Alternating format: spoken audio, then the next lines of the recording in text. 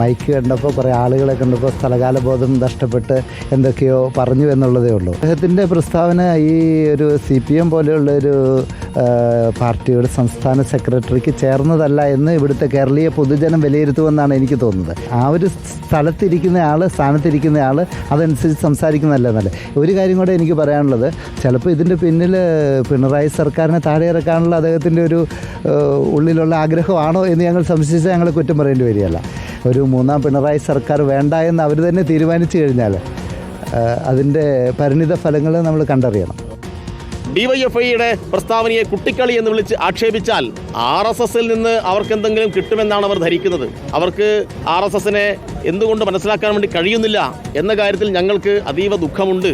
അവരുടെ വിചാരധാരയിൽ തന്നെ പറയുന്നത് ഒന്നാമത്തെ ശത്രു മുസ്ലിം, രണ്ടാമത് ക്രിസ്ത്യാനി, മൂന്നാമത് കമ്മ്യൂണിസ്റ്റുകാർ എന്നാണ്. അപ്പോൾ അതെല്ലാം തിരുത്തി പറയാനല്ലേ ഇത്തരം പുരോഹിതന്മാർ ശ്രമിക്കേണ്ടത്? CPMനെയും ഇടതുപക്ഷത്തെയും ഡിവൈഎഫ്ഐയും തെറി പറഞ്ഞാൽ RSSന്റെ പിന്തുണ കൂടുതൽ ഉറപ്പിക്കാം എന്നാണ് ഇപ്പോഴും ഇവരെല്ലാം ധരിച്ചു വെക്കുന്നത്. ഇവരോടെല്ലാം എന്താണ് മറുപടി പറയേണ്ടത്?